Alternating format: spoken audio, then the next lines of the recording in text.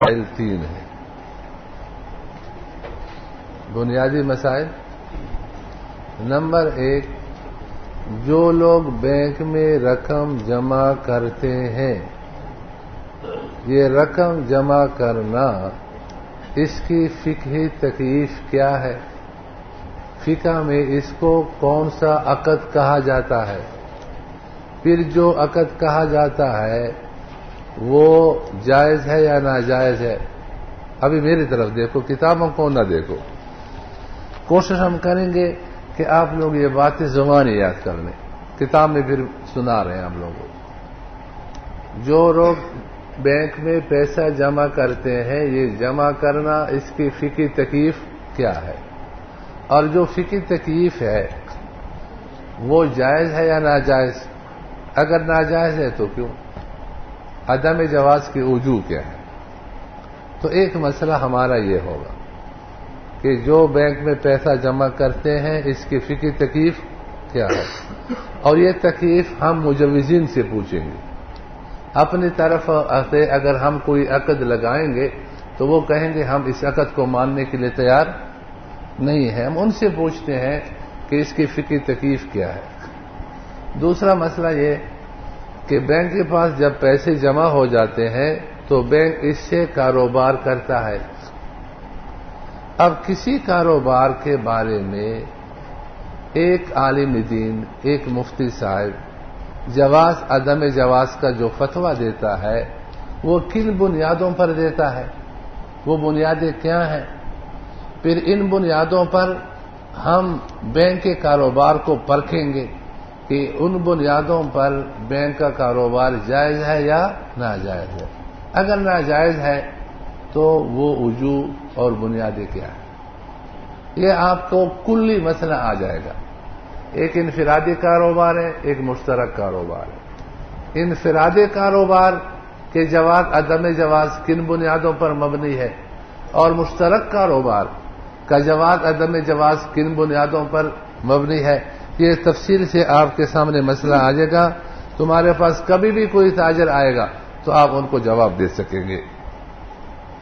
تیسرا مسئلہ یہ کہ جنہوں نے بینک میں پیسے جمع کیے ہیں اب وہ کل یا بعض پیسے نکلوا رہا ہے، تو یہ نکلوانا اس کی فقہی تکلیف کیا ہے؟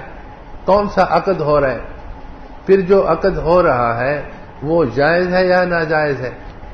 اگر ناجائز ہے تو عدم جواز کی وجوہ کیا ہے؟ بس یہ بنیادی 3 مسئلے بینک کے اندر ہیں۔ یہ تینوں مسئلے اگر آپ لوگ سمجھ لیں تو یہ سمجھو کہ آپ نے بینک کو سمجھ لیا۔ باقی اس کی شاخیں ہیں، پتے ہیں، ان کا سمجھنا کوئی مشکل نہیں۔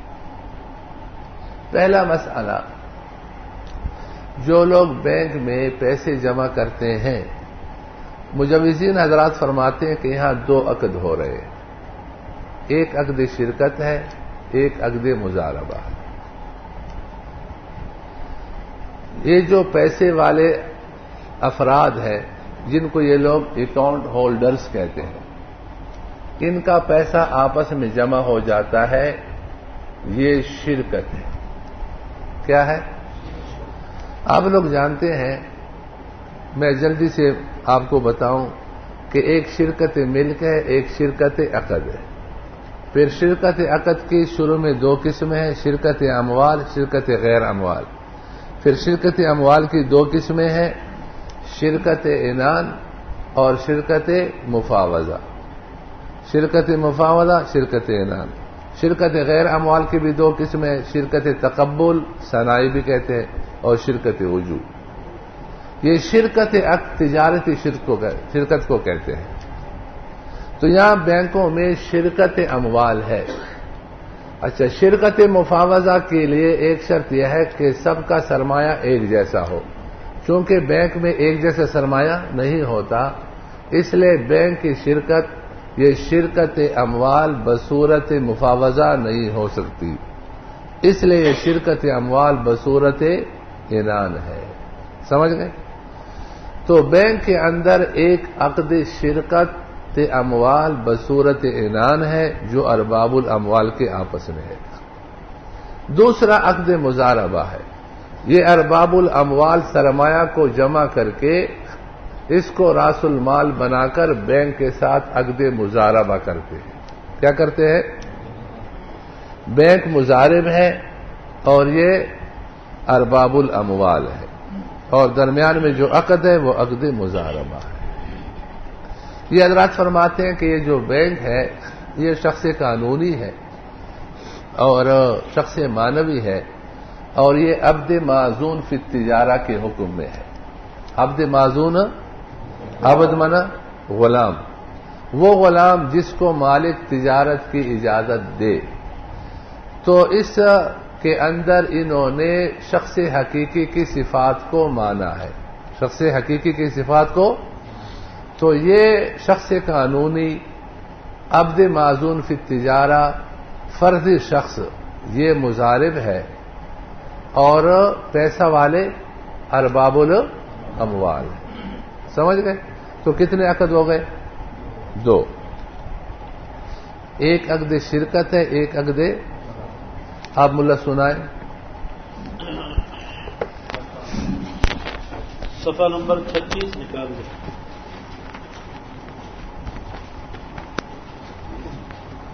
صفحہ نمبر 36، مروجہ اسلامی بینکاری کا فقہی و تحقیقی جائزہ. بینک سے متعلق بنیادی مسائل 3 ہیں. مسئلہ نمبر 1، بینک میں رقم جمع کرنا، اس کی فقہی تکلیف کیا ہے اور اس میں شرعی مفاسد اور خرابیاں کیا ہیں. مسئلہ نمبر 2، بینک کا ان جمع شدہ رقوم سے کاروبار کرنا، یہ کاروبار جائز ہے یا ناجائز، اس کا نفع حلال ہے یا حرام. مسئلہ نمبر 3، بینک سے رقم نکلوانا، جو لوگ کل یا بعض رقوم بینک سے واپس لے کر نکلواتے ہیں، اس کی فقہی تکلیف کیا ہے اور اس میں شرعی مفاسد اور خرابیاں کیا ہیں. مسئلہ نمبر 1، بینک میں رقم جمع کروانا اور اس کی فقہی تکلیف. حضرت مفتی محمد تقی عثمانی صاحب زیدہ مجدوم تحریر فرماتے ہیں، جو لوگ بینک اکاؤنٹ میں رقمیں جمع کرتے ہیں، جو لوگ بینک کے اکاؤنٹ میں رقمیں جمع کرتے ہیں، وہ باہم ایک دوسرے کے ساتھ شرکت کرتے ہیں. پھر یہ سب مل کر بینک سے مضاربت کرتے ہیں، جس میں اکاؤنٹ ہولڈر ارباب الاموال ہیں اور بینک مضارب ہے. بتائیے، جو لوگ بینک کے اکاؤنٹ میں رقمیں جمع کرتے ہیں وہ باہم ایک دوسرے کے ساتھ، یہ شرکت اموال ہے غیر اموال ہے، اور سب کے سرمایہ برابر ہوتے ہیں یا مختلف؟ تو بصورت اعلان ایک عقد ہو گیا. دوسرا عقد، پھر یہ سب مل کر بینک سے مضاربت کرتے ہیں، جس میں اکاؤنٹ ہولڈر ارباب الاموال ہیں اور بینک کیا ہے؟ مضارب ہے. کتنے عقد ہو گئے؟ 2. فقہی تکلیف ان حضرات نے خود بیان فرمائی نہیں فرمائی؟ چلے. کتاب غیر سودی بینکاری صفحہ 312. نیز اس شرکت کو شرکت اموال کہا جاتا ہے. پھر شرکت اموال میں بھی بقول مجوزین یہ شرکت عنان ہے، اور یہ دونوں عقد فاسد ہیں، اور عقود فاسدہ بتصریح ہے فقہائے کرام رحمہم اللہ تعالی. یا بتصریح چھوڑے بڑھا دے. بتصریح فقہا، یہ دو لوگ بڑھا دیں، رہ گئے چھپائی میں. بتصریح فقہائے کرام رحمہ اللہ تعالی بحکم سود ہیں. قال العلامۃ الحسکفی رحمہ اللہ تعالی فضل ولو حكما فدخل ربا النسيئة والبيوع الفاسدة فكلها من الربا. الشامیہ جلد 7 صفحہ 417. وقال العلامة ابن عابدين رحمه الله تعالى إن الشروط الفاسدة من الربا وهي في المعاوضات المالية وغيرها، لأن الربا هو الفضل الخالي عن العوض، وحقيقة الشروط الفاسدة هي زيادة ما لا يقتضيه العقد ولا يلائمه، ففيها فضل خال عن العوض وهو الربا كما في الزيلعي وغيره قبيل كتاب الصرف. الشامیہ جلد 7 صفحہ 189. حکیم الامہ حضرت مولانا اشرف علی تھانوی صاحب رحمہ اللہ تعالی ایک سوال کے جواب میں تعریر فرماتے ہیں، شریعت میں ربا یعنی سود کچھ زیادہ وصول کرنے ہی کے ساتھ مخصوص نہیں، بلکہ ہر عقد باطل و فاسد ربا ہے. دیکھو، ہر عقد باطل و فاسد کیا ہے؟ ربا ہے. یہ اکابر علیہ الرحمہ کا ارشاد ہے یا نہیں؟ چلے. اور اگر کوئی اپنی اصطلاح میں اس کا نام ربا نہ رکھے تو احکام کا مدار نام پر نہیں ہے بلکہ حقیقت پر ہے، اور حرمت صرف ربا کے ساتھ خاص نہیں، جو عقد کے شرائط جواز کا فاقد ہو یعنی اس میں شرائط جواز نہ ہو وہ بھی حرام ہے۔ امداد الفتاوی جلد 3 صفحہ 466۔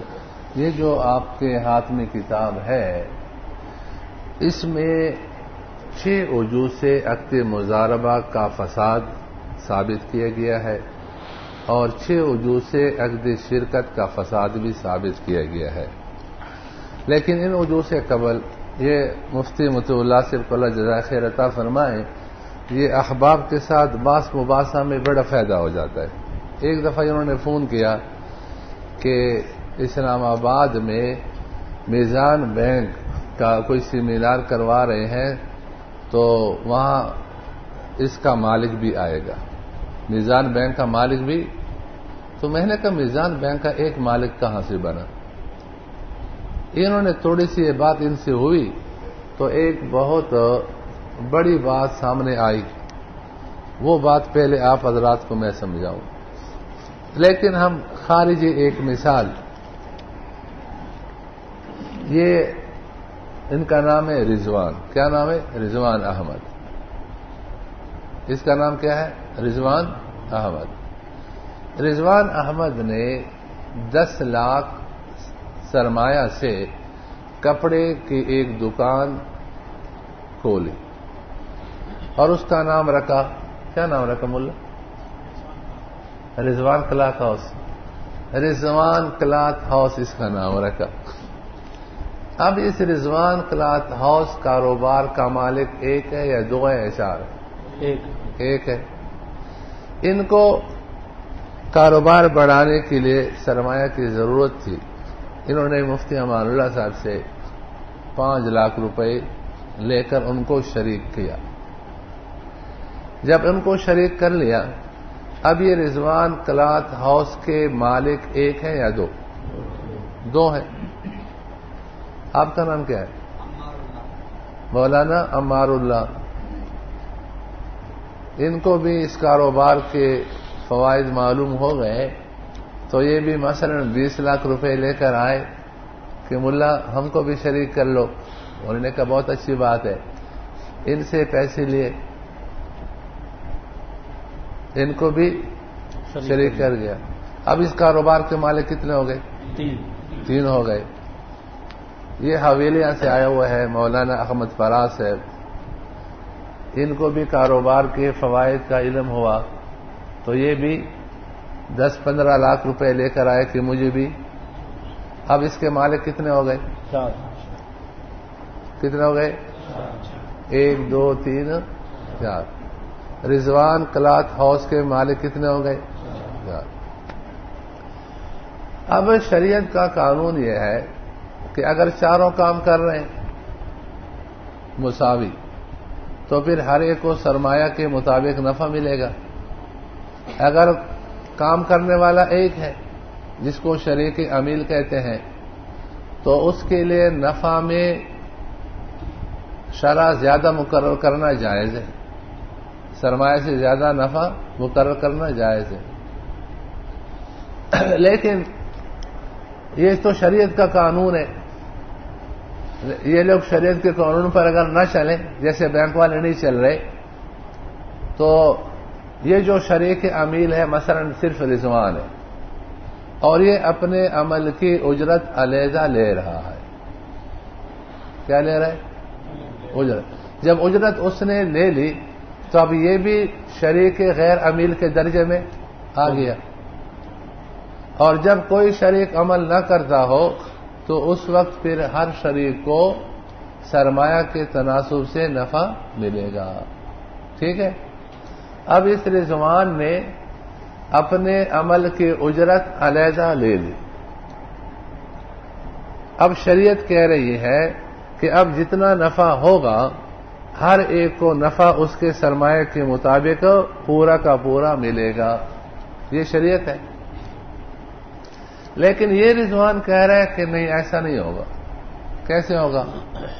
یہ کہہ رہے ہیں کہ یہ جو 3 افراد بعد میں آئے ہیں ان کی میرے ساتھ شرکت ہے، لیکن یہ جو رضوان کلاتھ ہاؤس نام ہے نا، ان کے ساتھ ان کی مزاربت ہے، اور یہ شخص قانونی اور عبد معذون فی التجارہ، اس کا مالک صرف میں ہوں، یہ تین مالک شریعت تو کہہ رہی ہے کہ یہ تینوں بھی اس کے، لیکن یہ کہتے تینوں مالک نہیں ہے، اس کا مالک صرف میں ہوں، لہذا ان کا تینوں کا میرے ساتھ تو شرکت ہے، لیکن رضوان کلاتھ ہاؤس کے ساتھ ان کی مزاربت ہے، لہذا ان کے سرمایہ کا آدھا نفع رضوان کلاتھ ہاؤس کو ملے گا، آدھا نفع ان کو ملے گا۔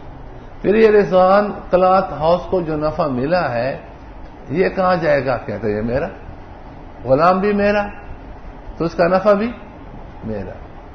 تو یہ رضوان عمل کا اجر، عمل کی تنخواہ مستقل لے رہا ہے، اپنے سرمایہ کا پورا نفع لے رہا ہے، اور دوسرے شرکاء کے سرمایہ کا آدھا نفع بھی یہ فردی شخص قانونی کے بہانے سے لے رہا ہے، تو یہ ان کے لیے جائز ہے ناجائز ہے؟ یہ جو تین شرکاء ہیں ان کے سرمایہ کا آدھا نفع یہ جو فردی شخص ہے اس کے عنوان سے وہ بھی لے رہا ہے، اس کو شریعت نے کہیں بھی جائز نہیں کہا۔ چونکہ یہود و نصارہ کا فارمولہ یہ ہے بینکوں کے بارے میں یاد رکھنا کہ جس نے سب سے پہلے بینک بنایا ہے مالک وہی ہوگا، دوسرے مالک نہیں ہوں گے۔ اور چونکہ آپ لوگ جانتے ہیں کہ بینکوں کی بنیاد سرمایہ دارانہ نظام پر ہے کہ مالدار تر بنے اور غریب تر بنے، سعودی بینکوں میں جو فارمولہ جاری کیا گیا ہے اسلامی بینکوں میں بھی علماء سے وہی فارمولہ منوایا گیا ہے۔ اچھا، سعودی بینکوں میں تو یہ ہے کہ شرعی طور پر بات سمجھ میں بھی آتی ہے، اس لیے کہ جس آدمی نے سعودی بینک بنایا ہے، سعودی بینک، وہ بینک میں دوسروں کو شریک نہیں کرتا، وہ دوسروں سے قرض لیتا ہے، اور آپ لوگ جانتے ہیں کہ مقروض قرض کا مالک بن جاتا ہے، مقرض کی ملکیت سے قرض نکل جاتا ہے۔ اس لیے وہاں تو یہ فارمولہ صحیح ہے کہ بینک کا مالک ایک ہے، شخص قانونی کا مالک ایک ہے، عبد معذون کا مالک ایک ہے، لیکن یہاں جب آپ نے اس کو شریک بنا دیا تو جیسے شریک ہو گیا تو بینک کا یہ مالک بنا نہیں بنا، تو بینک کا ایک مالک کیسے ہو گیا، دو مالک کیسے ہو گئے؟ اور جب یہ شریک ہو گئے، اب جو شریک کام کر رہا ہے وہ کام کی الگ تنخواہ لے رہا ہے، تو تنخواہ لینے کے بعد اب جتنا نفع ہوگا وہ سارا نفع تمام شرکاء میں سرمایہ کے مطابق تقسیم ہوگا۔ یہ تو صرف شرکت ہے، اس میں مزاربت کہاں سے آ گئی؟ اس لیے کہ جو عبد معذون ہے وہ سب کا ہے، اور اپنے غلام کے ساتھ مزاربت کا عقد کرنا جیسے اپنے آپ سے آپ مزاربت کا عقد کر رہے، بات سمجھ میں آ گئی؟ یہ دنیا والے کتنے شاطر ہیں، مولویوں سے لکھوایا کہ یہاں مزاربت بھی ہے اور شرکت بھی ہے۔ مزاربت اس لیے لکھوایا تاکہ یہودیوں کے فارمولہ کو اور اس کے نظام کو تحفظ دیا جائے، سرمایہ دارانہ نظام کو تحفظ دیا جائے، غریب کا خون چوسا جائے۔ یہ اپنا سرمایہ اس کا پورا نفع لے رہا ہے، عمل کی اجرت بھی لے رہا ہے، اب ان کا دوسروں کے سرمایہ کے نفع سے کوئی تعلق ہے نہیں، پھر بھی اس کا آدھا لے رہے، تو آدھا کیوں لے رہے؟ کون سا شرعی قانون ہے؟ آپ کو میں اجازت دیتا ہوں، آپ جا کر کے پوچھیں، دارالعلوم جائیں، جامعۃ الرشید جائیں، پورے پاکستان میں جو بھی کہتے ہیں بینک جائز ہے، ان سے کہو عقد مزاربہ کس لیے ہے؟ یہ شخص قانونی میں عبد معذون فی التجارہ میں یہ اس کا مملوک ہے، یہ دوسرے شرکاء کا مملوک کیوں نہیں ہے؟ یہ یاد رکھنا۔ ہمارے پاس ایک جماعت میں لگا ہوا ہے، پہلے اسٹیٹ بینک کا مینیجر تھا، ریٹائر ہوا، اب جماعت میں کام کر رہے، تو مدرسے میں ہم نے بلوایا تھا، تو انہوں نے کہا کہ تھیوری صحیح ہے، پریکٹیکل غلط ہے۔ تھیوری کس کو کہتے ہیں؟ نظریہ خاکے کو کہتے ہیں۔ اچھا، خاکہ صحیح ہے کہتے ہیں۔ میں نے کہا ہمارا کلام تو خاکے میں کہ خاکہ غلط ہے، چلو آپ بولیں۔ تو اس نے جب بولا، میں نے کہا آپ مجھے بتاؤ، یہ ایک دو آدمی نے بینک بنا دیا، اب تیسرا آدمی ہے، اس کو کیسے شریک بنائیں گے؟ کہتے وہ شریک تھوڑی ہوگا، وہ تو شیئر ہولڈر ہوگا، مالک یہ دو ہوں گے، یہ تیسرا چوتھا یہ مالک نہیں ہوگا، اور مہینے کے بعد یہ مشورہ سے اس کو نفع دیں گے۔ پھر کہتے ہیں ہاں اسلام میں تو تحقیقی نفع ہے، مشورے سے نفع نہیں ہے۔ تو میں نے کہا آپ اسلام تو کہتے ہیں کہ جب آپ نے اس کو شریک بنا دیا تو وہ کیا ہو گیا؟ مالک بن گیا۔ یہ جو کہتے ہیں کہ میزان بینک کا ایک مالک ہے، دو مالک ہے، فلاں بینک کا فلاں مالک ہے، کیسے مالک ہو گیا؟ جب شرکت ہے، آپ نے جس سے پیسہ لیا اگرچہ اس کا سرمایہ کم ہو، والد کا انتقال ہو جاتا ہے، اس کی بیوی کا 1/8 حصہ بھی ہوتا ہے یا نہیں؟ بیٹے کا اور بیٹی دونوں کے حصوں میں فرق ہے یا نہیں فرق؟ بہن کے حصے میں۔ اس کے باوجود یہ نہیں کہا جاتا کہ صرف بیٹا جائیداد کا مالک ہے، دوسرے وارث مالک، سارے وارث اگرچہ ان کا حصہ کم کیوں ہو پھر بھی مالک ہے۔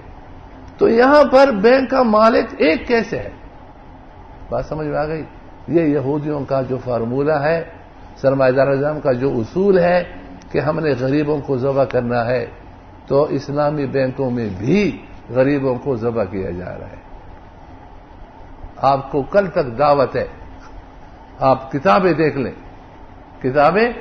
لیں کہ اپنے غلام کے ساتھ مزاربت سے مانا دارت، اور جس نے آپ کو کاروبار میں شریک کر لیا تو جس نے پہلے کاروبار شروع کیا وہی مالک ہوگا، باقی دوسرے مالک نہیں ہوں گے۔ یہ کسی کتاب میں ہے؟ یہاں تک تو کتابوں میں کسی نے غلام خریدا اور اس نے اپنے حصے میں دوسرے کو شریک بنا دے تو وہ بھی مالک ہو جائے گا۔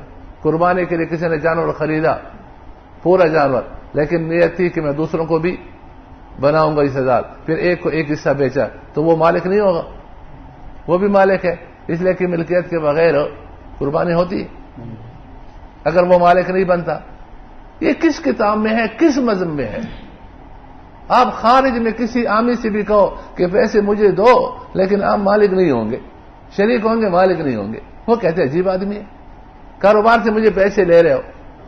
یہ مسعود لوگ مسائل پوچھتے ہیں کہ ہم نے 3 آدمی نے گاڑی خریدی، ایک کا چوتھا حصہ ہے، ایک کا آدھا ہے، ایک کا اتنا ہے، اب وہ اپنا حصہ بیچ رہا ہے، تو وہ مالک ہے اس لیے تو بیچ رہے ہیں، اگر مالک نہیں تو بیچ سکتے ہیں۔ تو وہ کون سی شرکت ہے جس میں شرکت ہے اور ملکیت نہیں ہے؟ تو بینک میں جب شرکت آ گئی تو ملکیت ہی نہیں آئی۔ تو میزان بینک کے عنوان سے آپ نے کاروبار شروع کیا، بینک اسلامی کے عنوان سے آپ نے کاروبار شروع کیا، رضوان کلاتھ ہاؤس کے عنوان سے آپ نے کاروبار شروع کیا، تو جس سے بھی آپ نے پیسہ لیا وہ سب آپ کے ساتھ کیا ہو گئے؟ تو یہ تو شرکت ہے، اس میں مزاربت کس کے ساتھ ہے؟ بات سمجھ میں آ گئی؟ یہ مزاربت کیوں درمیان میں لایا؟ صرف فرضی نام سے غریبوں کا کہ سرمایہ کا آدھا نفع اس جاگیردار کو کھلانا ہے، اس مالدار کو پیٹوں کو کھلانا ہے۔ پہلے اس کا پیٹ بہت ہے، اب اس کو اور سرمایہ دار نظام کا اصول یہ ہے کہ مالدار کیا بن جائے؟ مالدار تھل بن جائے، اور غریب کیا بن جائے؟ غریب تھل بن جائے۔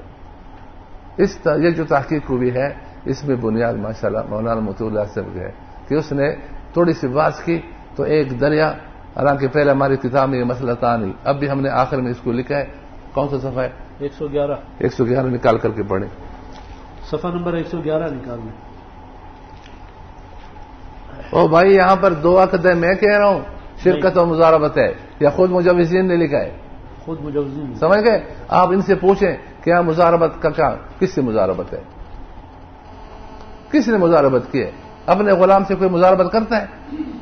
غلام بھی ان کا ہے، غلام کا سارا کمایا ہوا مال بھی ان کا ہے۔ پھر چلے بعض ضروری تنبیہات۔ کیا صفحہ ہے ملا؟ صفحہ نمبر 111۔ 111 صفحہ نکالو، 111 صفحہ نکالے۔ تنبیہ یہ نمبر مفتی ابراہیم سے کہو کتاب نہیں ہے، کوئی کتاب دو، مسکینوں کو کتاب دیا کرو۔ بعد میں 4 مسئلے کتاب دے دو، جن احباب کے پاس کتاب نہ اس کی کتاب دو، بعد میں جو پیسے نہ دے تو پھر اس کے لیے اعلان کریں کہ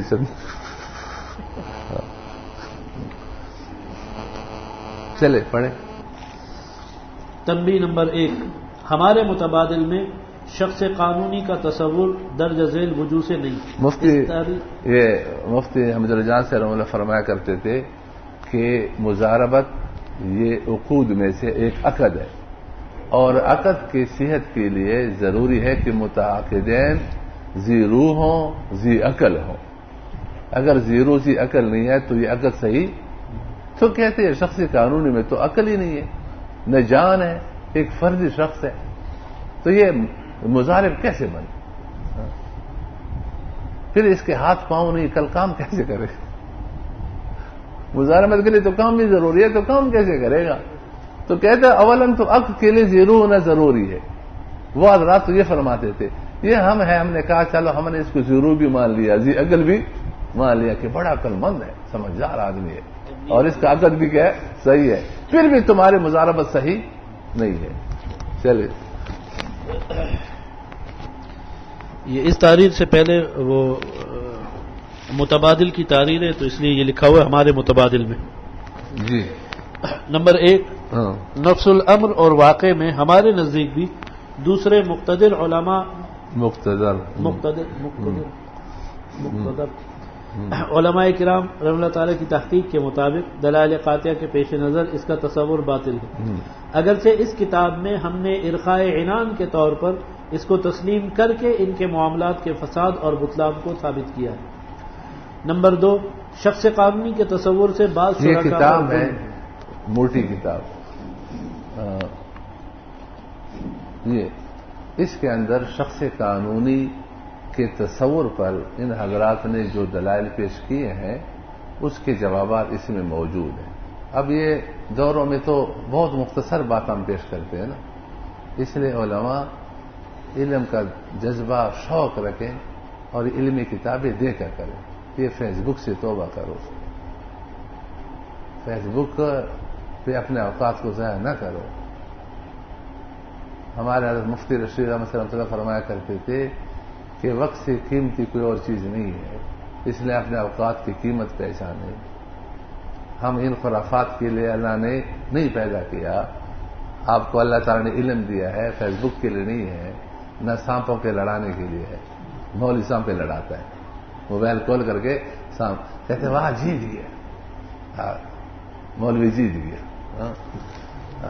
وہ مولوی ہار کے ایک سانپ جیت رہا ہے، دوسرا سانپ ہار رہا ہے، اسی میں لگا ہوا ہے۔ امت کس مصیبت میں پھنسی ہوئی ہے، لوگ کن گمراہیوں میں پڑی ہوئی ہے۔ آپ کسی میں بڑی تحقیقات ہیں، 24 گھنٹے 48 گھنٹے بھی ہو جائے نا تو بھی یہ تحقیقات آپ سر تک نہیں پہنچا سکتے ہیں۔